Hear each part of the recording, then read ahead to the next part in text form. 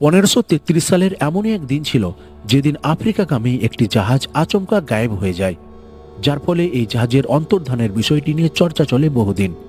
কিন্তু এর কোনো চিহ্নই পাওয়া যায়নি।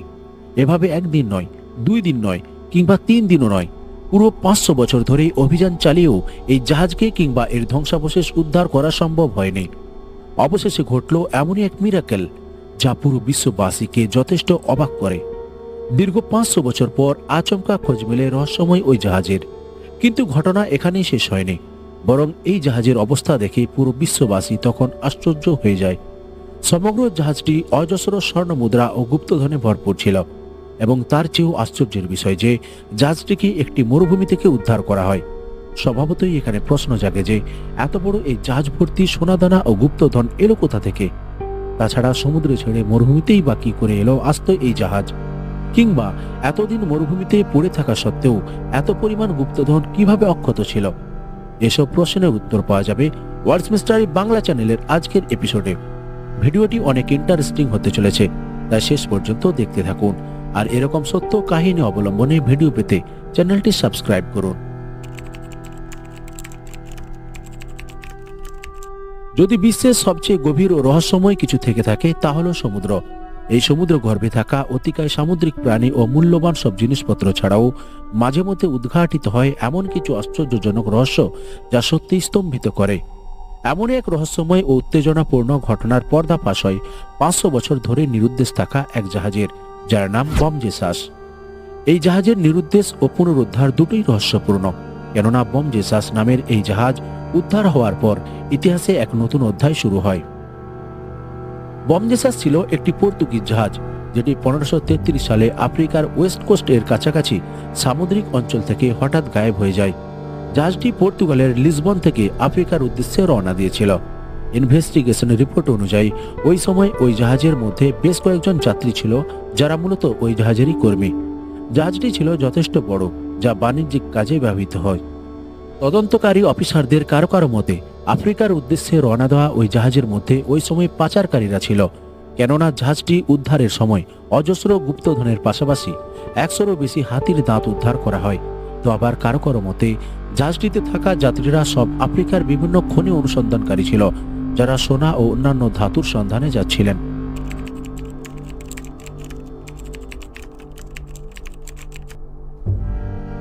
তাদের ওই যাত্রাপথে পাড়ি দিতে হতো ভয়ঙ্কর আটলান্টিক মহাসাগরের সুদীর্ঘ অঞ্চল। শান্ত আবহাওয়া দিয়ে যাওয়ার সময় জাহাজটির মধ্যে কোনো প্রকার গোলযোগ লক্ষ্য করা যায়নি। নর্মালি জাহাজটি আটলান্টিক মহাসাগরের বক্ষভেদ করে এগিয়ে চলছিল। তবে কয়েক ঘন্টা পর যখন ক্যাপ্টেন দেখলেন যে সমুদ্রাকাশ ক্রমশ কালো হতে শুরু করেছে, তখন তিনি বিপদের আঁচ করে মাঝ সমুদ্র পথ থেকে ধীরে ধীরে সমুদ্র তীরবর্তী এলাকায় সরে আসতে থাকেন। আর এভাবে সমুদ্র কিনারা অঞ্চল থেকে যেতে যেতে একসময় সমুদ্র উপকূলের সাথে জাহাজের সংঘর্ষ হয় এবং জাহাজ ডুবতে শুরু করে। একসময় জাহাজটি তার সমস্ত নৌসদস্য ও যাত্রীদের নিয়ে আটলান্টিক মহাসাগরে ডুবে যায়। অনুমান করা হয় যে ওই জাহাজের মধ্যে থাকা সমস্ত যাত্রী ও নৌসদস্যরা সকলেই মারা গেছিল, কেননা জাহাজটি উদ্ধারের পর বিধ্বস্ত ওই জাহাজের মধ্যে বেশ কয়েকজনের নরকঙ্কাল ও দেহাবশেষ উদ্ধার করা হয়। 1533 সালে ঘটে যাওয়া এই মর্মান্তিক কাহিনীর পর জাহাজটির সম্পর্কে বিশেষ কিছু জানা যায়নি, কেননা তৎকালীন সময়ে নেভিগেশন সিস্টেম আবিষ্কৃতই হয়নি।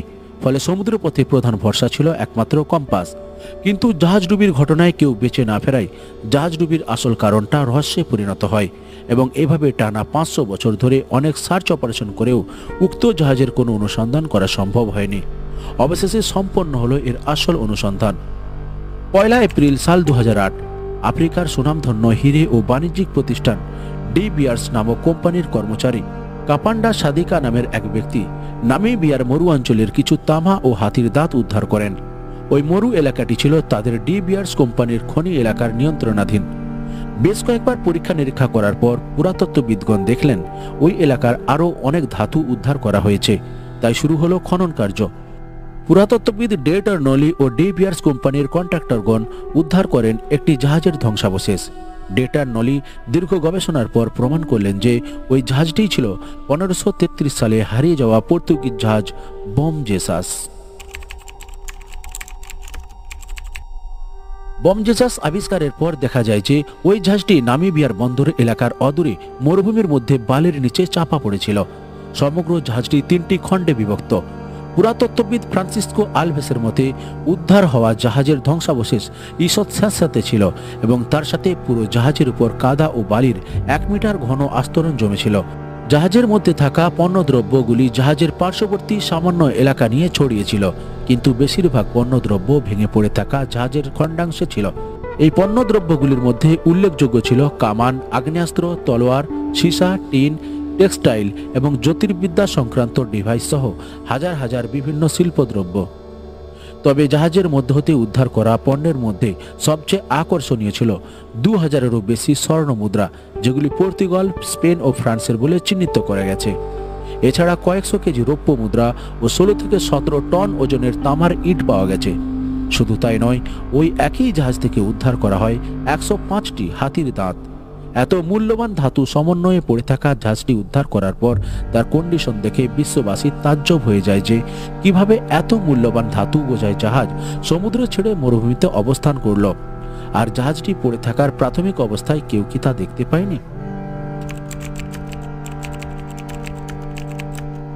2008 সালে প্রথমবার বম জেসাস নামিবিয়ার মরু অঞ্চলে আবিষ্কার হওয়ার পর বিশ্ববাসীর মনে একটাই প্রশ্ন বারবার ঘুরছিল যে এত বড় এই জাহাজ মরু অঞ্চলে আসলো বা কিভাবে। প্রত্নতত্ত্ববিদগণের অনেক ইনভেস্টিগেশনের পর জানা যায় যে নামিবিয়ার বিস্তীর্ণ ওই মরু এলাকা বহু বছর আগে অর্থাৎ বম জেসাস ডুবে যাওয়ার সময় পর্যন্ত ও সমুদ্র ছিল, যা পরবর্তীকালে দীর্ঘকাল অনাবৃষ্টি ও প্রাকৃতিক পরিবেশের খামখেয়ালিপনার ফলে সৃষ্টি হওয়া খরার মাধ্যমে সমুদ্র থেকে মরুভূমিতে রূপান্তরিত হয়। আর জাহাজটি ডুবে যাওয়ার সময় সেটি সমুদ্র উপকূলে ধাক্কা খায় এবং তার সলিল সমাধি ঘটে। নির্জন এলাকা হওয়ায় জাহাজটি দীর্ঘকাল ওই এলাকায় পড়ে থাকলেও তার মধ্যে থাকা সম্পদের উপর কারো নজর যায়নি, আর সেই জন্য দীর্ঘ 500 বছর পেরিয়ে গেলেও জাহাজের সম্পদ অক্ষত ছিল। বম জেসাস উদ্ধারের পর তা বর্তমানে পর্তুগালের রাজধানী লিসবনে একটি পাবলিক মিউজিয়ামে সংরক্ষণ রাখা হয়েছে এবং যা নিয়মিত প্রদর্শিত হয়। যাই হোক, নামিবিয়ান কর্তৃপক্ষের কাছ থেকে তহবিল এবং অনুমতির অভাবে নামিবিয়ার অরাঞ্জে মুন্ডেতে জাহাজের অবশিষ্টাংশগুলি রাখা হয়েছে। এ ধরনের রহস্যময় কাহিনীর পূর্ণাঙ্গ ইতিহাস জানা কোনো মতেই সম্ভব নয়, তা সত্য, কিন্তু প্রত্নতত্ত্ববিদ ও গবেষকদের সম্মিলিত গবেষণার ফলে উদ্ঘাটিত তথ্যগুলি সর্বজন স্বীকৃত বলে বিবেচিত হয়েছে। দুর্ঘটনার 500 বছর পর অর্থাৎ 2008 সালে এই জাহাজের রহস্য উন্মোচনের পর বিভিন্ন তদন্তকারী সংস্থাও স্বীকার করেছেন যে ওই ধ্বংসাবশেষই ছিল বম জেসাস জাহাজের। তবে জাহাজটি আফ্রিকার ঠিক কোথায় কি উদ্দেশ্যে যাচ্ছিল তা আজও পর্যন্ত জানা যায়নি। তাছাড়া জাহাজটিতে এক্স্যাক্টলি ঠিক কতজন প্যাসেঞ্জার ছিলেন তাও আজও অজানা। আজকের ভিডিও এ পর্যন্ত, দেখা হবে আগামী ভিডিওতে। ততক্ষণে লাইক, কমেন্ট ও সাবস্ক্রাইব করার অনুরোধ রইল। ধন্যবাদ।